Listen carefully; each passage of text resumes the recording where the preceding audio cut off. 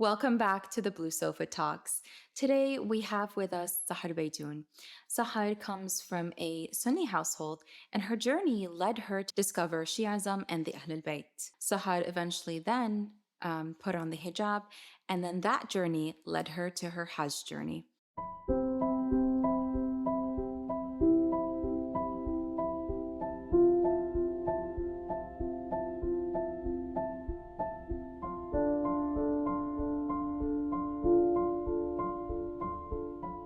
You're listening to the Blue Sofa Talks. Think of this as a conversation between friends. It's really about just getting comfortable, sitting here on this blue sofa, having our TMJ coffee, and talking about the important things.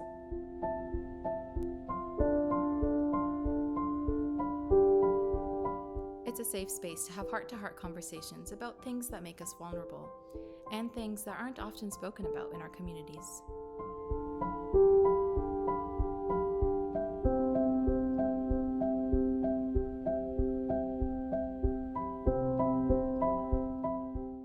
Assalamu alaikum, Sahar. How are you? Alaikum salam. I'm doing well. How are you? Alhamdulillah. I'm very pleased to have you here today. You have a very insightful and I think very different story. Yes. Well, thank you for having me. Of course. It's definitely been a journey thus far, but a great journey, Alhamdulillah, at that. As you did state, I did grow up in a Sunni household.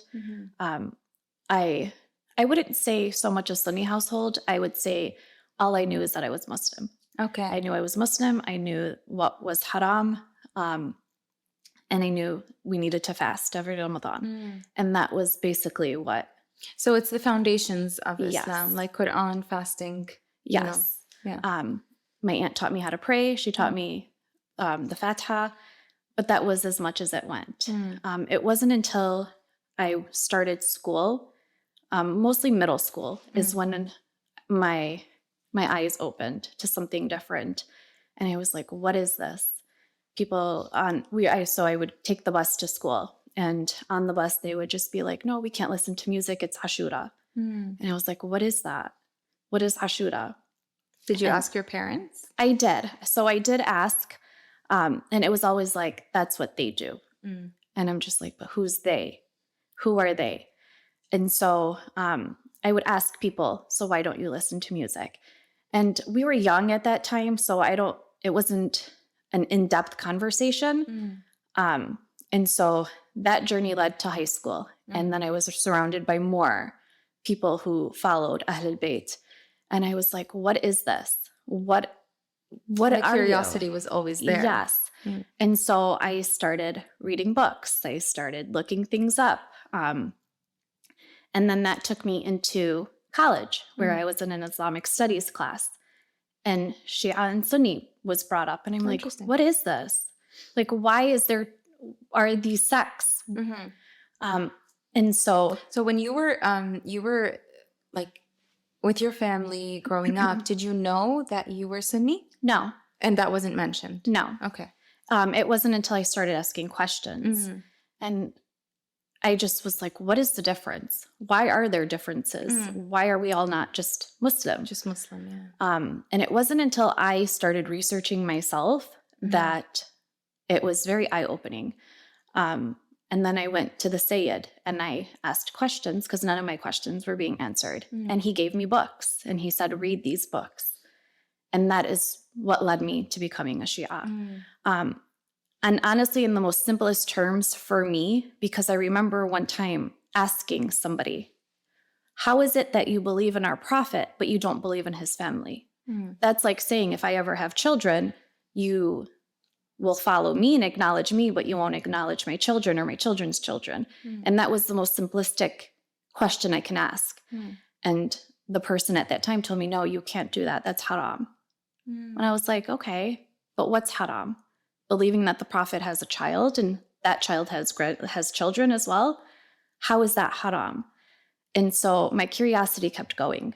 And again, I ended up going to the Sayyid and I asked questions and all my questions were answered. And it was at that time, my husband, he took me during my first ever going to the mosque for Ashura. And I sat there and I listened to the lectures and I was angered. I was so angry. Angered at who?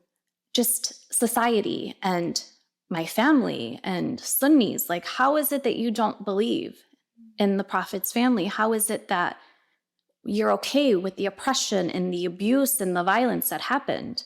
How is that okay? How are we just dismissing it? And so I was very angry. What was the reasoning that you got to in the end? Is it just a lack of information? I think it is a lack of information. For me, knowledge is key, and I didn't want to follow blindly. I didn't want to follow something just because my parents did and because their parents did. It was me opening my eyes and not being in that small bubble and researching on my own that got me the answers that I needed. Because not everything is black and white. There's more. There's more to the story. And do you think if you were raised with a very maybe a more more of the Sunni ideology, would you have then not searched as much?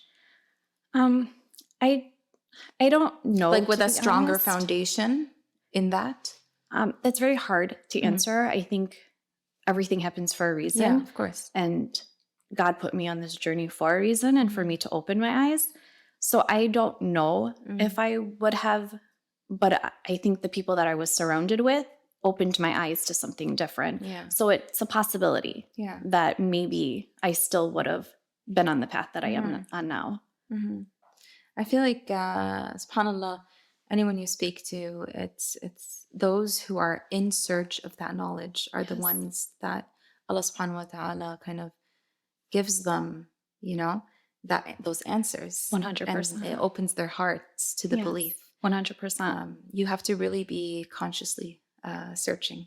You do. And I don't think it ever ends. I think knowledge is constant. And so we need to constantly open our eyes and research and learn. We can't just follow what somebody tells us. Yeah, that's very true. So going from your journey of discovering the Ahlul Bayt and that love for the Ahlul Bayt, what led you to actually, realizing that, so you come from a family where no one wears hijab. No. And it's not a norm No. for your family. It's something that's very shocking, Yes. right?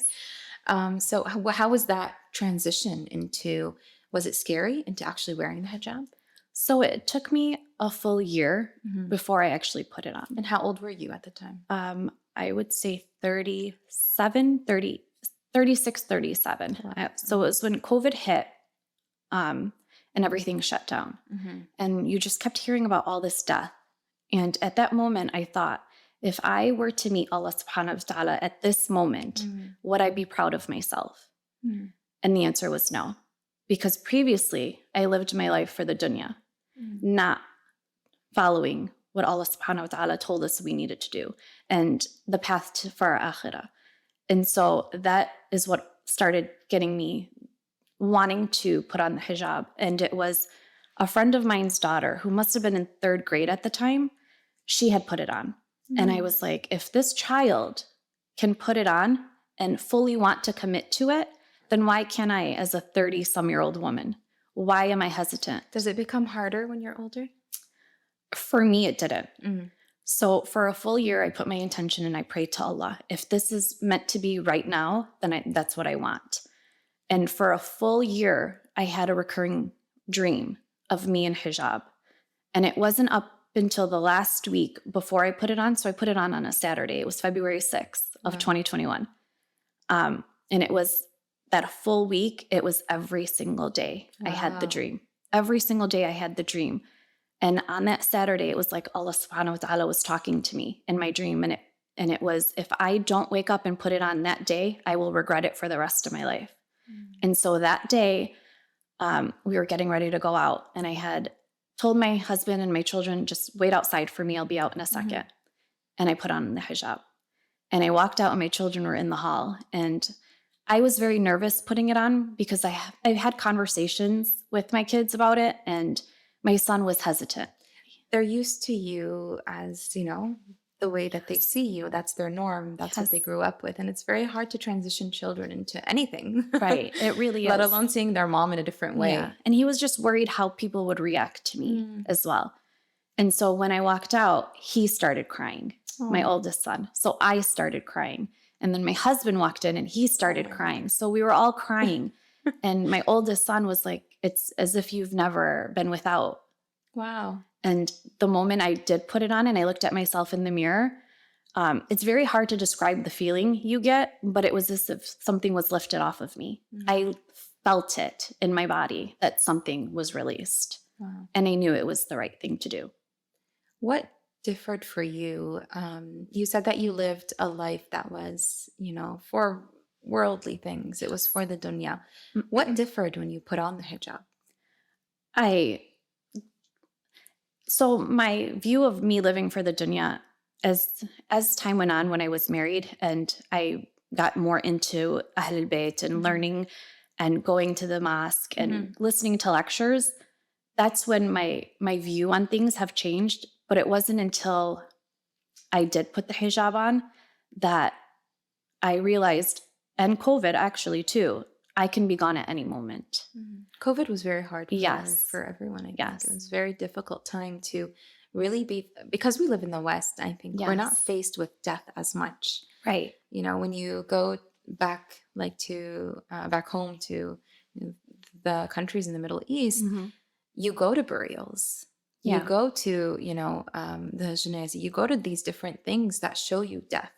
Right. I feel Dearborn is unique for this because it does bring that kind of aspect. Yes. But for me, that wasn't in my life. Right. I remember vividly, we had one person who had died, and it was a very young girl, and they put the coffin in the mosque, and everyone was so scared, like, oh, there's someone who passed away and they're here, Right.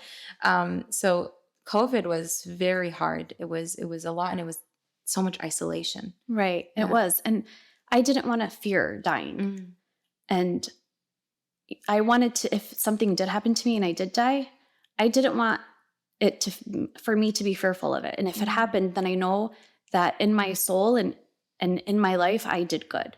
And although I am a good person and I've done good, there's still more to be done. And if I were to die, again, how would I want to meet Allah subhanahu wa ta'ala? Yeah. And so when you read the Qur'an, hijab is part of our deen. Yeah. Going to Hajj is part of our deen. And so I needed to make sure that I fulfilled everything I needed to do and then some, because I didn't want to live for this world anymore. And I think living in this Western society, everything is instant gratification. Everything is, we need to show our bodies. We need to be some type of person when that goes against what we believe in. Yeah. And I think that's the dangerous thing, right? Yes. What advice do you have for someone who is struggling to put the hijab on? So I would say for them to self-reflect. What is their struggles? Because at first I had superficial ideologies of why I didn't want to in the beginning. So I had to really self-reflect and say, what is it that I'm afraid of? What is it that is making me not wanting to put it on? And it was all superficial. So I would say self-reflect, and I would say pray. Pray to Allah subhanahu wa ta'ala. The answers are there. When you speak to him, he will speak back. Open the Qur'an. All the answers are in the Qur'an. So I think that is very important, is self-reflecting and praying. And someone who is kind of, contemplating taking it off.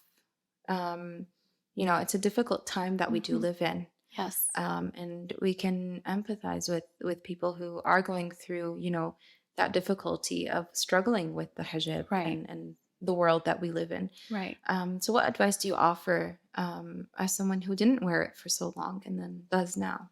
So I would say, again, self-reflect. What is it that's making you want to take it off? Is it social media? Is it because now it's the cool thing to do? We can't live our life for what other people want us to do, and we can't live our life for the dunya. We need to think of the afterlife. So I think everybody has their own personal struggles and their own journey. Of course. But asking ourselves, what is it that is making me want to take it off? Is it because of the outside world? And if it's not, then sit on the sajada and pray and ask Allah to help you, because Allah subhanahu wa ta'ala will answer. But it's about patience as well. Yeah. Your questions are not going to be answered right away. We often think that if we pray and ask for something, then it has to be given to us right away. Yes. Yeah. Again, instant gratification. We want everything now. We want our questions to be answered now. And that's just not how it works. Yeah. Going from here, you went to Hajj. Yes, I did. This experience this year, Yes. from what I've heard, was very difficult for a lot of people. Yes. And it's a year that so many, I think since COVID, it's the year that people went to Hajj the most. Yes. It's the highest numbers, obviously, since COVID. Yeah. But what was your experience getting there? What was how did you sort of, how did you pray to be invited to Hajj? So I always knew that I wanted to go to Hajj. And I think back in the day, before I put my hijab on, it was when I go to Hajj, I'll put my hijab on when I'm older, which I wouldn't recommend. I think because of how difficult and draining Hajj is, I would recommend going at a young age. It's funny you say that, because we often think that people who are older are the ones that are the Hajj and Hajj, the people who went to Hajj, right? Yes. When you find someone young who went to Hajj, it's a surprise. Yeah, it really is. It's very trying. So again, I would definitely recommend going at a younger age. So my husband went to Umrah in Ziyarah about a year and a half ago. And when he was in Umrah, he prayed to be invited back. And so I said, okay, I want to go. It's my time to go. Let's go to Umrah. And he said, no, if we're going to go back, we're going to do Hajj. And I was like, all right, that's good with me. And so I just prayed every time I prayed, please invite me to your house. Allah subhanahu wa ta'ala, please invite me to your house. And then in January, we got notice that we can put our names in. We were going to go with somebody from here. And so we put our names in. And every time I prayed, I just kept speaking to Allah subhanahu wa ta'ala, please invite me to your house. This is what I want. I'm ready to go. Laylat al-Qadr, I prayed nonstop. And it wasn't until about 2 weeks or so before we left, we got the call that we were going to Hajj. Wow. And the journey itself, getting to Mecca, was not easy. But I would do it 100 times over, the same exact way. So how difficult was it to actually get to Hajj this year? I heard that it was very difficult for people, and a lot of people were denied. A lot of people had to go through different means. So what was the experience like this year? So there was a lot of restrictions getting to Hajj. I count my blessings every day that I was chosen to be able to go. But it was very difficult for some people. I know people that I work with who have stated that they also applied and they were denied going. I just think that if Allah subhanahu wa ta'ala wants you there, it's going to happen. And maybe it's just not their time to go. But it was very difficult getting there. I can say that. And how was the experience once you arrived? Life-changing. A lot of people have asked me, how was it? And the only thing I can say, because you can't really describe like how you're feeling at the moment, but it was truly life-changing. Being there, seeing the Kaaba the first time, I literally just busted out crying. It was the most magical and peaceful time of my entire life. Wow. You truly don't think of anything. I didn't think of my children. I didn't think of anyone other than just taking every moment, taking it in, knowing that our Prophet was walking these grounds. So it was very life-changing. Yeah. It's amazing. It sounds surreal. I don't think we can imagine it. No, you don't know how it feels unless you're there. I can explain to you everything, but once you are there and you have those feelings yourself, it's definitely life-changing. There is a part of Hajj where you don't look at yourself. You don't look at how you look. You just put on everything and walk out. Yeah. So how was that experience coming from a world where we put so much weight on how we look? Yes. It was very refreshing, to be honest. Just knowing that I didn't have to put mascara on. I didn't have to put lip gloss on. I can just walk out in a habaya, and I just didn't care. I had no care in the world. It was very refreshing. That also changed how I view things when I came back, because I don't care anymore. I like I said, I don't want to live for the dunya. I want to live for my akhirah. And being there and experiencing everything was very life-changing. In Hajj, you are in a Islamic country. Yes. And this country is governed by, a certain set of expectations. Mm-hmm. When you came back, so there was obviously a culture shock when you went Yes. there. But when you came back, did you experience that culture shock again? So when I came back to Lebanon. And so when I did come back, I wanted to go back. I felt like a piece of me was still there. As much as difficult as it was there, because when you are there, you kind of have to hide who you are as being a Shia. And then on top of it, women are very oppressed there, in my view. And so I wouldn't say it was a culture shock much, because going from a Muslim country to another Muslim country, but it was very eye-opening to me how much I had to almost hide who I was. During Hajj? Yes. Wow. And it wasn't so much in Mecca. It was more because I think we're just all there and we're in our own element, we're in our own zone. And so nobody's really paying attention to anybody. But it was more in Medina where I felt that I was like, okay, this is real. Like, you can't pray on a turba. Trying to pray on a piece of paper, I'm being watched. And I'm just like, why do you care how I pray when you're praying on plastic? Like, I'm not saying anything to you, don't say anything to me. And so there was one instance where I had a piece of paper and there was no room on the marble, so I had to pray on the carpet. And so I put the piece of paper down and a guard came and tried to take it. And I took it and I was like, no, thank you. And so then I put it back down and she tried to come again and she was like, give it to me. She's telling me in Arabic, give it to me. And I was like, no, thank you. So I had to hide it in my hand. And every time I went down, I had to take it out of my hand and put it down. It's like when we're praying and our kids try to like keep taking Yes. You have to keep hiding it from them. But then you're worried, like, what are they going to do? Yeah. And even before we even stepped foot in the mosque of our prophet, we were trying to read a dua and she was like, no, you need to go in. You need to go in. Just say Bismillah and walk in. And we're like, no, we're going to finish this. And they just kept yelling at us to hurry up. And it's like, but why? I'm not hurting you. Were there restrictions on how you could recite your du'as? Well, when we were doing our first dua, yes, they were, again, yelling at us to move. We weren't in anyone's way. We were off to the side. But she kept screaming at us that it's bi'da. You can't say that. It's haram. Just go inside, say Bismillah and walk in. And we're like, no, that's not how it works. Is there a level of oppression if you are Shia? Yes. So I think hearing more from my husband's point of view when he went into Jannat al-Baki and he was trying to read du'as and ziyaras for our imams, that they have guards, so it's blocked off. And as he was trying to read, they're telling him, there's no one here, keep walking. And they were physically pushing him and harassing him, telling him, there's no one here, just keep walking. Like, who are you talking to? What truth are they hiding in Jannat al-Baki? Right. And that's what my husband has asked. So if no one's here, why are you standing here? He asked that question and they didn't answer it for him. So, and even for women, we have such a slight amount of time to be able to do anything. For us to even go to Jannat al-Baki, we have to stand outside of a gate. That's literally a walk. You just look. Yes. And you just look and you have to run to get to it before they close the gates. And so, how long is it open for? Not very long. So we went right after Fajr prayer. There was two things that one of the women I was with and I did. We went to try to get to the closest point of the Rauda, which we weren't allowed to get into.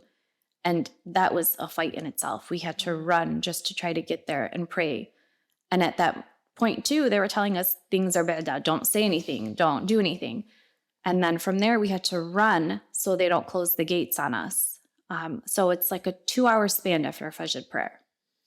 Is there an injustice that is happening in Jannat al-Baki that is like, what's the reason that it's open right now? It was closed before.